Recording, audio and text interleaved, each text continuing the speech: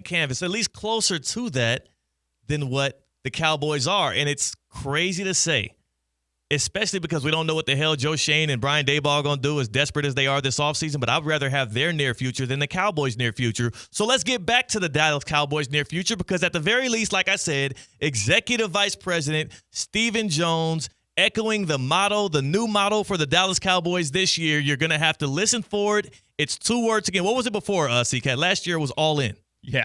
All in. And they didn't do any all-in moves, but Jerry Jones said they were all in, and we believed them, and then they literally lied in our faces, and they ended up flopping on their faces, and they had a horrible season, and now they're in a situation today where they got to make some big decisions now. So we ask you, Stephen Jones, what is the messaging going forward for this Cowboys roster? We're going to look at everything we can. We're going to be selectively aggressive. Stop it there. Stop it there. There it is. Selectively aggressive. Selectively aggressive. Okay. Now, feels a little paradoxical. Yeah, those don't feel like 2 words that can be used together. And we'll play the rest of what he said, because maybe he will define what selectively aggressive means. But I wanted to, as a journalist, just look up both words and define them with you, right? Like, I feel like that's pretty fair. You talk for a living. Yeah, let's do it. In case you're curious what selective and aggression is. So selective right here, based on the Oxford Dictionary. It's related to or involving the selection of the most suitable or best qualified, right? Another term for it here, to choose carefully. So if you're being selective, you're being a bit cautious. That makes sense. Yeah. Yeah, being cautious. That's picking selective. your spots. Yeah, you're picking your spots. You're being careful. You're being very vetted in the decisions you're making. All right, let's see what aggressive means. Ready or likely to attack or confront, characterized or by resulting from aggression. Here's another one right here. Pursuing, apparently, close tie. One's aims to interest, forcefully, sometimes unruly,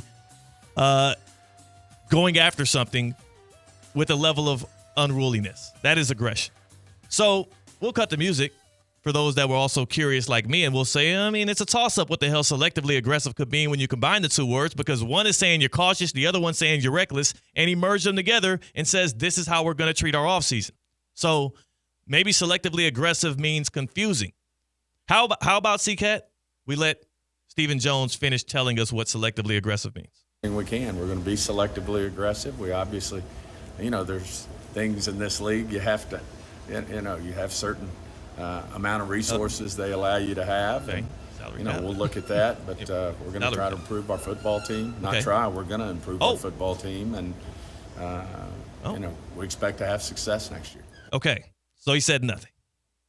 He said improve your football team. I think might be saying something, right? I don't know. No, first he said we're going to try and improve our football team. Then he realized that was soft, just like the earlier statement. So then he compounded it by saying, no, we are going to improve our football team, and we expect to be competitive. So there's 2 ways to think about selectively aggressive, what that means. I think that one of which is when you took it to the practicality of managing a salary cap and a roster and dollars, that means paying a few guys a lot of money, being selective in who you're going to aggressive with paying. Yeah. And guys like Dak Prescott, record deal, everybody knows. Guy up for contract, Micah Parsons might be that next guy. They're being very selective, and they did their vetting, and they did their research, and they analyzed the pros and cons. They made a list, and they decided that we're going to get aggressive with Micah Parsons. We're not going to let him out of the building. Or it means you're being aggressive into how many targets you're acquiring during the offseason, but you're selective in how much you're paying them. Those are the ways I interpreted it, which is 2 different things. Yeah. You know what that sounds like, C-Cat? What? Whole lot of crap.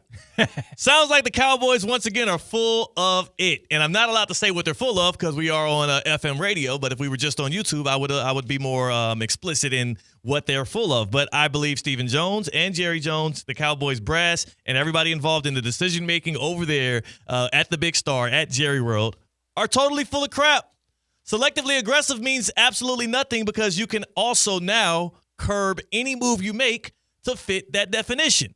If we decide not to pay Micah Parsons, I'll say we were being selective. If we decide to pay him the most ever for an edge rusher, we were being aggressive. If I decide to not go after Nick Chubb, who is a free agent right now, I can say we were being selective. If I decide to pay him $10 million a year to see if we can make that revisal of the old free agent running back that we saw happen with Saquon Barkley and we saw happen with Derrick Henry, and we're hoping Nick Chubb can be that guy, so maybe we pay this time instead of what we did last offseason and letting Derrick Henry go to the Ravens when Derrick Henry wanted to go to Dallas, but you were not aggressive in that stance. You were selective, and you selected not to get Henry, and then he has a historic year for the Ravens. Yeah, so if they do get Nick Chubb, they're being aggressive. If they don't, they're being selective. Can you name one move they would make that wouldn't fit either one of those two tokens, and it's not just a blanket of excuses for their inability to make their team actually stronger this year? That's what I think I got out of it. I feel like that's the honest truth, too. Yeah, it was a word salad. Yes. I'm proficient in word salads. I am really good at saying a lot of words with little to no meaning attached to those words. I could do that job. That's what I learned from what Stephen Jones just said. Whatever the hell entails being executive vice president of the Dallas Cowboys, I could do that job. And damn it, I'd do it better than him because at least I'll have a little pizzazz with it. I'll have a little charisma with it. I mean, nothing even – I got no confidence out of that press conference from Stephen Jones if I'm a Cowboys fan. If you're going to give people a whole load of crap, at least dress it up and make it feel good. Yeah, I guess what is his job right there doing? It's to make his fans happy, right? His fans, the Cowboys fans, yeah, no, they're happy in that moment. Well, so it's just a PR person. Because, like your job security is there. Like you said, he's a Jones. Yeah. So right there, it's just playing PR and saying what you think will get the best reaction. And that's it. And you also don't want to lie because human beings don't like lying. So if selectively aggressive covers all bases like you were saying before, then that's what he's going to say. Not just Dallas Cowboy fans, I once again find myself feeling bad from people generally from the city of Dallas and also from people who are sports fans within the Dallas-Fort Worth metropolitan area. You got Luka Doncic swiped away from you out of the middle of the night to the Los Angeles Lakers. What was that, 3 weeks ago or so? And now here you go again, hopping right back on the hamster wheel to put up with the BS that the Cowboys are going to give you day in and day out.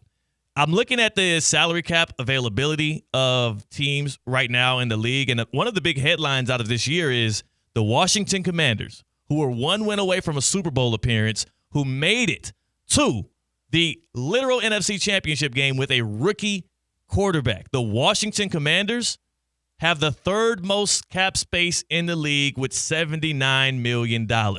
They can be aggressive. They can be selective because they have what we like to call here on Theoretically Speaking, a whole lot of motion, CK. That's a whole lot of motion. You got that much money and you got a quarterback under a rookie deal that people have that much confidence in. That's the definition of motion.